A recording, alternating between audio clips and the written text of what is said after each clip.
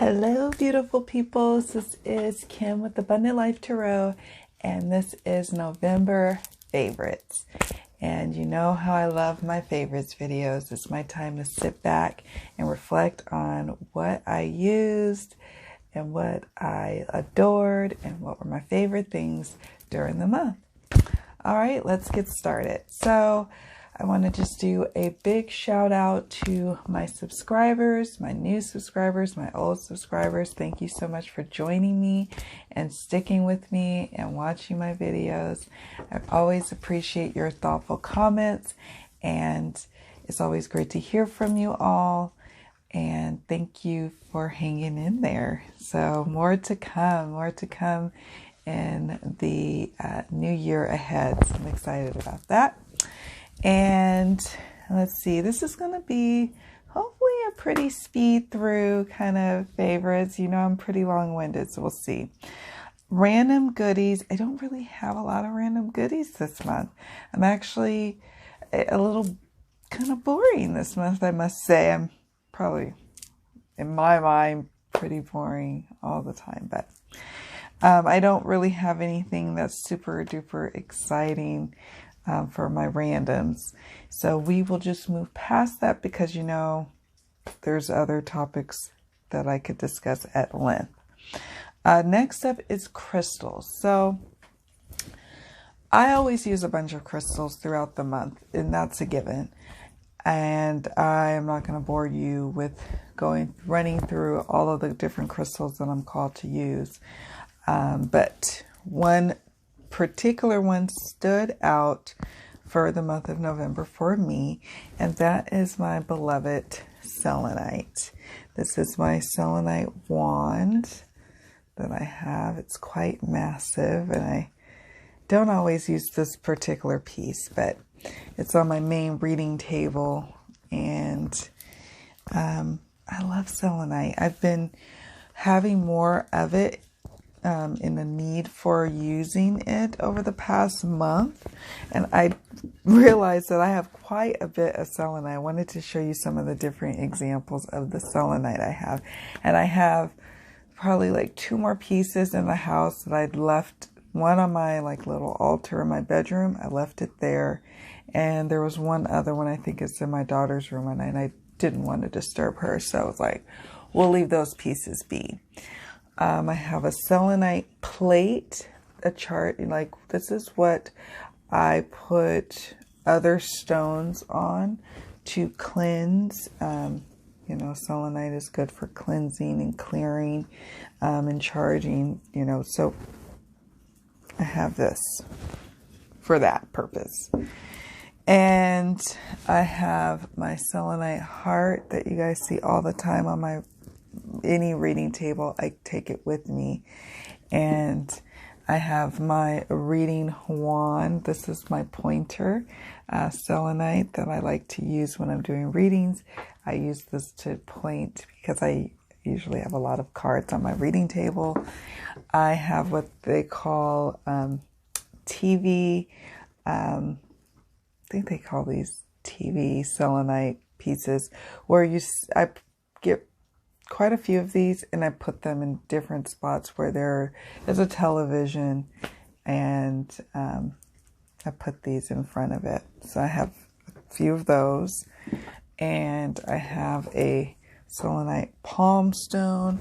I actually have orange selenite, this little piece of orange selenite here, and I have 2 of these. These are candles, selenite candle holders, and I have 2 that I use on my main reading table, and I think that covers my selenite situation for the most part. I love it. It is a good stone to have if you're first starting out collecting crystals, or you know, if you are rebuilding your crystal collection. I always encourage people to have quite a bit of selenite in their arsenal because of the cleansing purposes that it has and the clearing purposes, and how it can help cleanse many other stones in your collection. And it's pretty. And sometimes when when I'm meditating and I just want, like, it's, just to clear my energies, I have this here.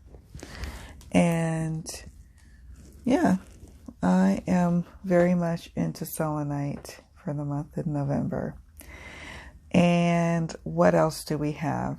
We have books. I'm not going to really talk too much about books because I'll be honest, November was quite busy for me. I did not have a lot of time to read at all. I'm trying to change that this month. I actually wrote down some books that I plan on reading. I'm looking at them now, that I plan on reading and being able to report to you guys what I read. But with that being said, I'm going to do some honorable mentions. The first being is I'm reading It's Up to You by Ernest Holmes. It is a favorite of mine because my background in my spirituality is religious science of mind, which is now the name has been changed to Centers for Spiritual Living, to kind of, religious science of mind. To some people, they register Scientology, for example, and it's not Scientology. So Centers for Spiritual Living is kind of moving away from that kind of association.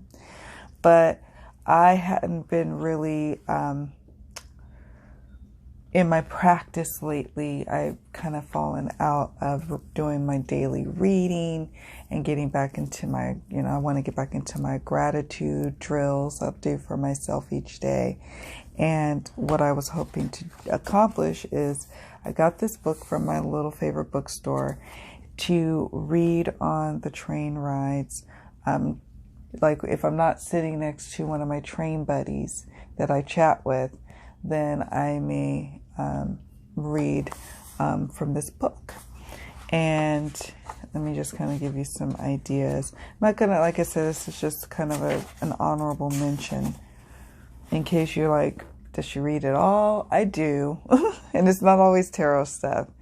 Some of the chapter titles: Escape to Life, Successful Living, You Create Your Destiny, Who Are You, The Real You, Your Personality as You Believe, The Choice is Yours, The Power of Prayer, Thinking Creatively, The 10 Steps in Personal Achievement. And I really follow one of the main tenets of the spiritual belief that I follow is about spiritual mind treatments, which some people would say is like, some people would be like, oh, that's like a ritual or a prayer or some affirmative prayer that you write out. So Google it, you can explore that. That's not what I'm going to talk about today. But I have a plan. I already started implementing the plan in November, and I really have been feeling inspired again and getting excited about my vision board and excited about 2020. And it's in large part to me getting reacclimated and familiarizing myself with Ernest Holmes' writings, which I really adore. And there you go. That's all I'm going to say about that. And then the other honorable mention I'm going to say is Moonology Diary 2019 by Jasmine, Boland. And I have the 2019 one. As you can see, I wrote in here. One thing that I'm not a fan of with the 2019 that is a little bit better in the 2020 version is I wish that this would be nice if it was spiral bound. So you can open it flat, because it's a shorter, like it's a more squat book, if you will, so it won't open flat. But I love this book. Like I said, I'm not going to go into great detail about it. It is like a diary where you can kind of, like new moon wishes and intentions. It says decide your top 10 wishes and or intentions for the coming 4 weeks. Be as specific or as vague as you like. Questions to ask during this new moon. She has some different questions here that you can ponder. She has different spaces. I don't really use these spaces, I'll be honest. I was using this book and initially about some of my like prayer practices that I was trying to start, but it just didn't pan out. So I consult this book because it has a beautiful flow that talks about the different changes in the moon cycles throughout the year. You know, it'll be like, oh, full moon in Taurus, and what does that mean? And what should what should you consider doing during that time period? And so I love that about this. And it's so good, in fact, that I got the Moonology Diary 2020. And what I like about this one, there's a few things. It opens a little bit bigger and wider. It's still this bound here, but I think it's going to do, it's going to do a little bit better because it's got, I can't show you there. You probably can't see it, but I think it'll do a little bit better opening more wide. And there's a few things that it includes. Let's see, it's got Welcome to 2020, Manifesting with the New Moon, Full Moon Forgiveness, Key Lunar Events this year, Working with the Houses, Suggested Ways to Use this Diary, and Weekly Diary, pages 19 to 253, Year Planner 2020, Year Planner 2021, and about the author. Let's see, 20. Oh. Let's see what she says. Okay.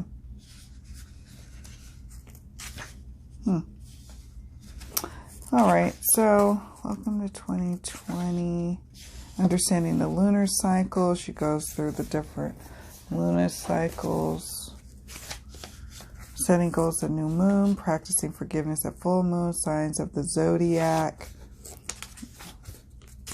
And then key lunar events this year, which I love this section that she has here. Eclipses, working with the houses, which she uses every month. That I really like that about this 2019 book. She has suggested ways to use this diary. I'll read that and then we'll move on to the next part of our favorites. Let's see. One of the things that surprised me when the Moonology Diary 2019 came out was the number of people who contacted me to ask, what should I write in the daily spaces on the diary pages? I write all of my appointments and important dates here, but realize this might be considered old school in an era when so many of us use electronic diaries. So here are a few things you could record each day if you don't want to use this space for appointments. A daily gratitude note. Love that. And I love that she addressed what was, suggested in 2019. She mentioned, some suggestions for 2020. A daily gratitude note. The more grateful you are, the more you will have to be grateful for. Notes about your new moon wishes or what you want to release and surrender at full moon. A thought for the day. A quote that strikes a chord with you. A message from an oracle card or a tarot reading. I love that too. A visualization doodle. It really is up to you. I'd love to know how you use the space, so please feel free to email me. She leaves her email address.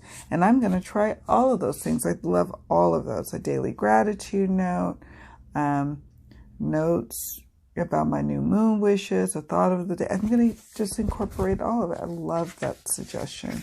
She has the calendar, a yearly calendar, and then she goes into the spaces. And there's actually generous spaces here, but I have a planner already that I use for my business at least.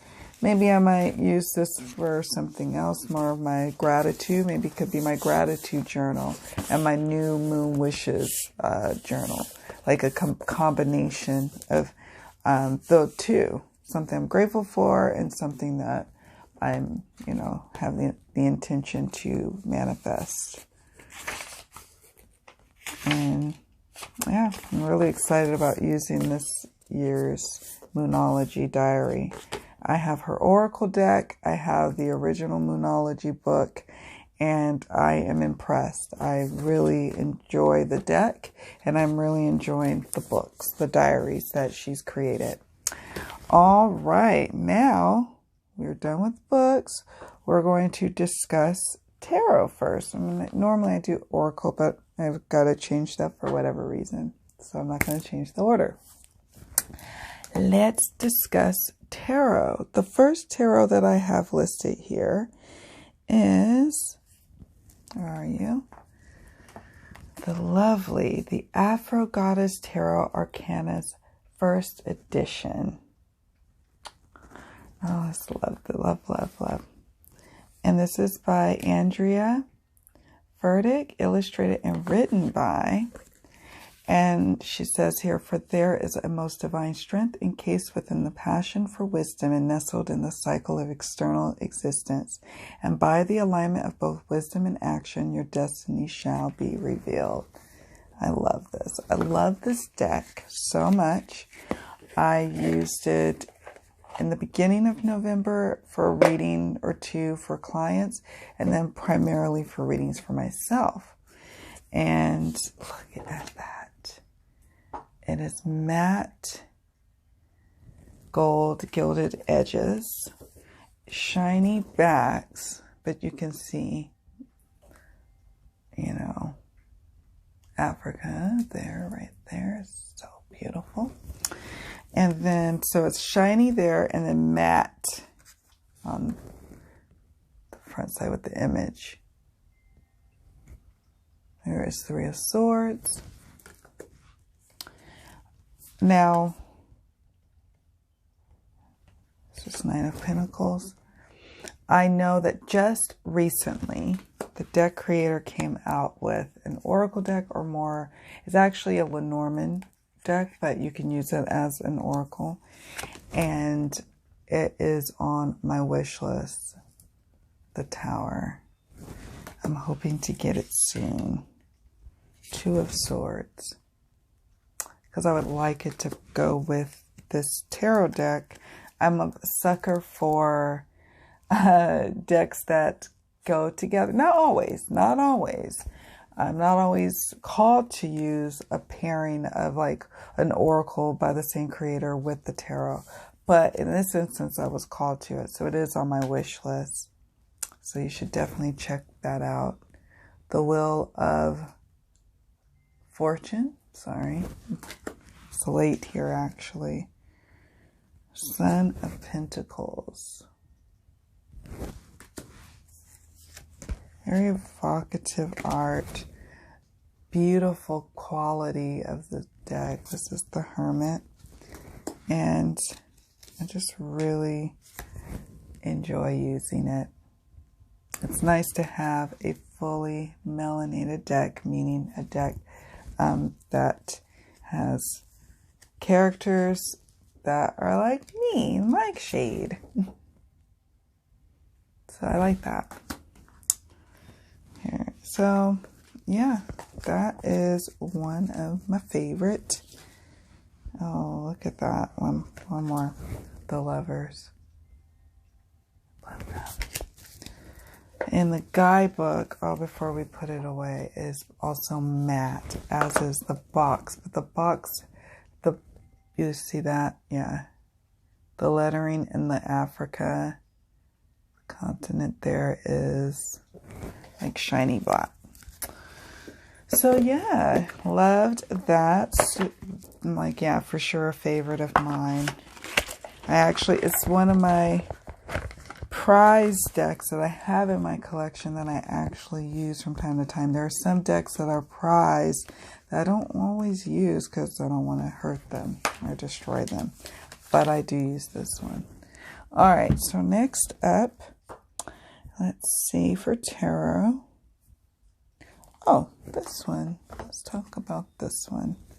This is my Vision Quest Tarot by, let's see.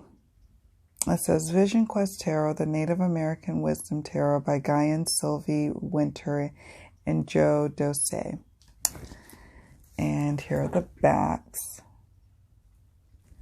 And I use this deck a lot for a reading called my Awakened Spirit Vision Tarot reading. And I was using this deck quite a bit last month, and I really enjoy it. Four of Air, Contemplation. I really enjoy this deck. And I have Two of Earth, Change. I have some of the most deepest conversations with Spirit with this deck. Life Force. It shuffles like a dream. Ace of Earth. And it's beautiful. That's the Moon.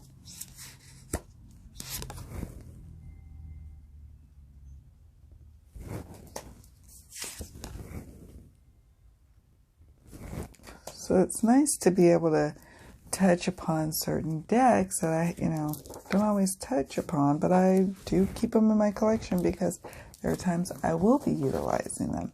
And this will be one of the decks. And right now I am on a kick because my clients are booking that particular reading. So then I am called to use this deck during this time period, and it's a favorite of mine. All right, so then the last tarot we're going to discuss today is the 8th House Tarot, an astrological tarot deck. Love this deck. I love the box. And let's discuss this here. So the creator is Sarah Calvarese. And she actually has a store, let's see, and a website, www.shopthe8thhouse.com. And this is ultra modern, but I love it. Here are the backs. And here's Page of Water. It does have a holographic fronts, and I like it. It's not always practical, but that's okay with me. And somehow when I'm actually taking still images, like the photos or whatever of a reading, it shows up just fine there. And even during the reading, for the most part, during a video reading, you can see, here's the Lovers. You can see the holographic light, or hit, how it hits the light. This is Ace of Air. It plays nicely with my Theta Wave Oracle that also has holographic fronts. I love this. This is, what is this? 5 of Water, and it says Mars and Scorpio.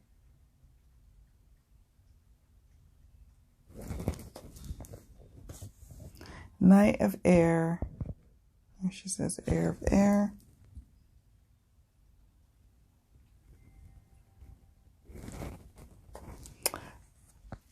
The Hierophant. And she has Taurus. And I used this deck also in a few readings in the past month, as well as a lot of readings for myself personally. Libra, Justice. 10 of Earth, Mercury and Virgo. It shuffles like a dream. I just love looking at the images. 2 of Water, Venus and Cancer. And I love what comes out when I'm doing readings. It's a very chatty deck. Aquarius, the Star.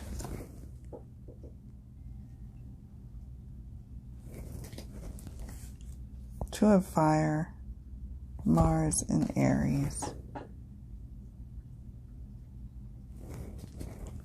Let's see.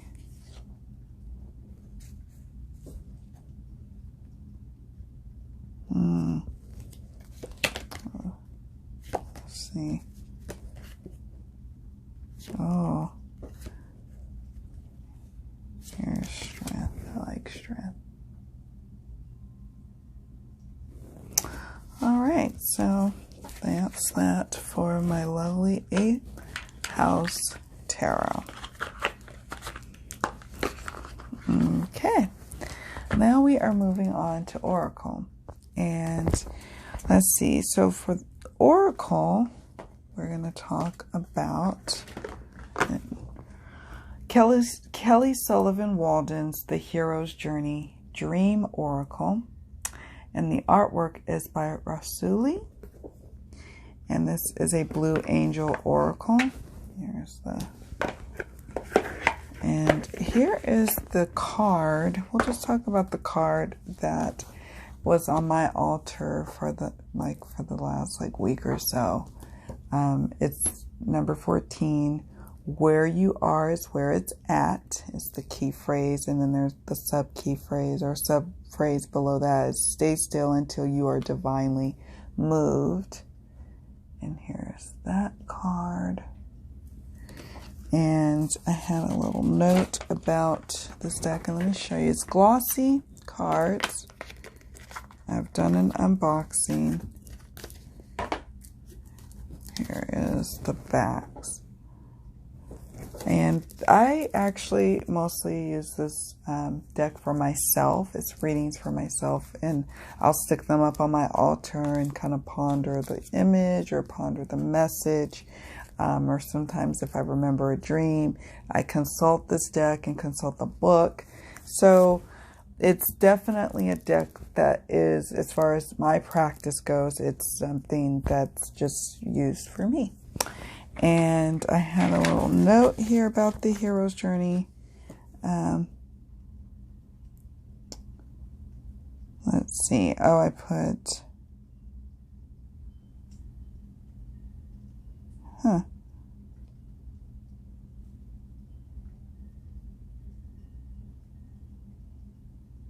Okay. So... I'm sorry, I was taking in what was it that I needed to share with you guys. So I wrote, as like a little journal entry, I had a particularly tough week dealing with lots of resistance at my new job. And on Friday night, I fell asleep early and dreamt of seeing a large commercial airplane sputter, turn around, and then lose power and then crash. This deck, though, I got the number 14 card, and it was exactly the message I needed in the moment. There are so many ways to interact with this deck and guidebook that I found with this particular week that I was experiencing, and then the dream, and then this deck and the meaning that I needed to get from it. And yeah, it's a really cool deck and guidebook, to be honest with you. It's a thicker Blue Angel book.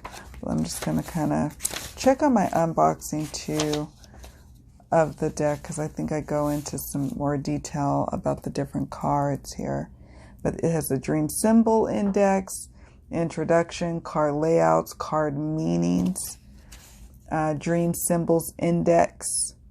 And it's listed alphabetically with card number. So for example, alone is card associated with card 26, award card 40, baby card 22, etc. And then it also has like these suits, if you will, that they don't really, do they talk about? Yeah. So the difference, there's, let's see, 4. The call is broken down into 4 sections: ordinary world, call to adventure, refusal of the call, and then number 4, meeting the mentor. The quest, crossing the threshold, belly of the whale, roads of trials, supreme ordeal. The reward, number 9. The return, journey back, resurrection, and number 12, return with the elixir.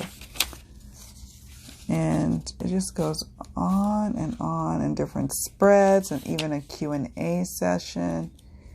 And so number 14, it was saying, where is it? So it has a black and white image here, and then a phrase: solitude gives birth to the original in us, to beauty unfamiliar and perilous, to poetry, by Thomas Mann. And then we have the message, and it says, when you listen to this, this is why I wanted to read this. When you feel resistance, it might mean you're not up to the task. Then again, it might mean that you are up to the task but don't realize your own strength. Resistance sometimes serves to preserve your energy and keep you safe. Without resistance, you might maniacally say yes to everything, perhaps for fear of missing out. But right where you are is holy ground. From a quantum physics perspective, you are already everywhere, and everyone and everything is within you. When you realize this, there can be no fear of missing out, because you are already where it's at. Honor the spirit of resistance and know it will be with you through every step of your hero's journey. You've done enough inner work to know the difference between a yes and a no. It's wise to pause and consider your choices and actions with respect to your available energy, schedule, and resources. Dream symbol, and then the dream symbol associated with this card is saying no. And also the stage 3, the suit that it's in is refusal of the call. And it says dream symbol saying no. When you say no in a dream, you are being guided to release good and better, to make room for best. Your dreams reward system lets you know when you are on track or when you have strayed. Courageous choices will be affirmed with pleasurable feelings. When you are off track, you will find yourself in an unpleasant scenario or shouting no and an adverse energy. All of this supports you in living true to your most magnificent version of you. Mantra. There's even a mantra. I move when moved. Until then, I revel in the deliciousness of the present moment. All of this goodness in this deck, okay? Let's see. There's just some different cards. A splendid torch blaze brightly.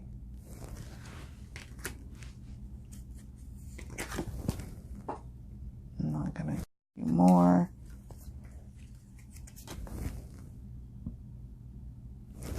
Okay. I won't bore you with that because I have 2 more decks I want to mention before we wrap up today.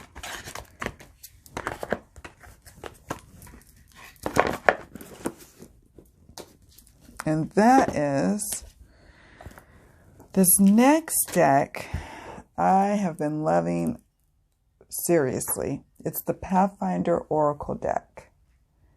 And it is a diamond deck, diamond shaped. And I've been using it in my weekly readings and I adore it. I adore the colors. I adore the little guidebook that comes with it. This is an independently produced deck. The creator, hold on. Oh, it doesn't even have it. Andrew Schwartz by Skull Garden. You may know of Skull Garden creating the Earthbound Oracle, which I believe was in my favorites in October last month.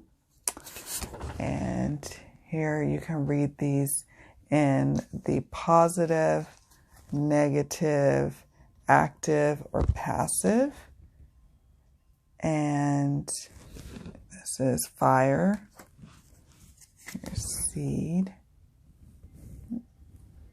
I don't know why, but reading it in a diamond, like shuffling it like this, it works for me. It works for me even better than like the circle decks that I haven't honestly have been really drawn to.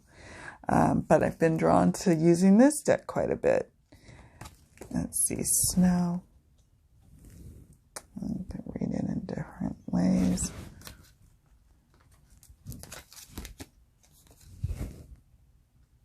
I recently did an unboxing of this. I'm hoping I've already posted it on here or published it so you can see all of the cards in depth. Cosmetic. So yeah, I'm digging this deck a lot. I've used it in actually readings for myself and readings for others, and my weekly readings that I'm getting ready to post up after I finish this video. So that's the Pathfinder Oracle, just gorgeousness right here. Love this deck. And then last but not least is the Enigma. It says 54 ciphers of Enigma, maybe? Hidden knowledge on this side. And the creator is Daniel Martin Diaz.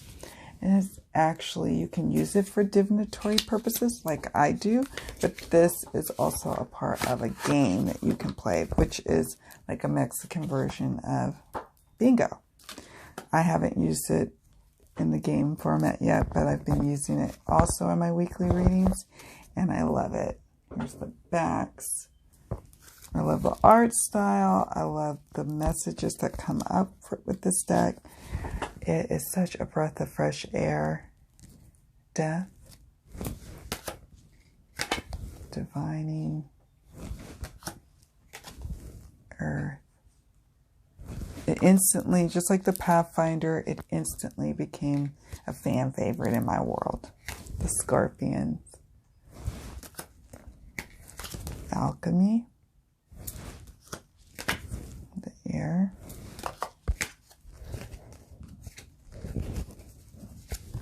Devil. Psyche. Let's see. Sun. The Beast. Love. I think there's a UFO card as well, but here's Visitation. The Oracle. Vision. Let's see if there's any. Tree. Oh. Hierarchy. The Spider. Duality. The Maw.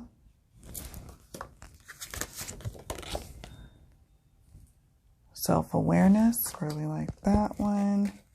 Divination. The Soul. And then Telepathy dropped. So yeah, that's the Enigma. I call it for short because it's got quite a long name. But it's really cool as a divinatory tool. I was able to download the keywords and the rules to the game from his actual website, from Daniel Martin Diaz's website, as opposed to, because I ordered this deck through Amazon, but I was like, I know there's got to be rules or a guidebook because nothing came with it, which is fine. It ended up working out great because I just downloaded it from the creator's website and just tucked the instructions away and the guide away. But I like this deck a lot. I'm very happy. And it certainly was a favorite of mine in November. Well, I tried to wrap this up more tightly and more condensed, but you know how I am, you guys. You tolerate me nonetheless. You know what you can do in the next future faves. You can just pause me and come back to me later. Anyways, it's been such fun. You know how I love doing this. What was your favorite things to play with in November? I want to hear from you. Let me know. You know what I'm getting ready to do that I get super excited doing? And yeah, I think I'm going to do it. Is I'm going to look at my deck collection and probably do a 2019, what independent decks I have in my collection, 2019 top faves in Oracle and top faves in Tarot. It's that time of year where we start to see that. It's like the award show of tarot decks and Oracle decks and Lenormand, if you're into it, and all of that. So more to come on that. All right, guys, thank you so much for watching. So much love, many blessings, and I will see you all in the next video. Bye.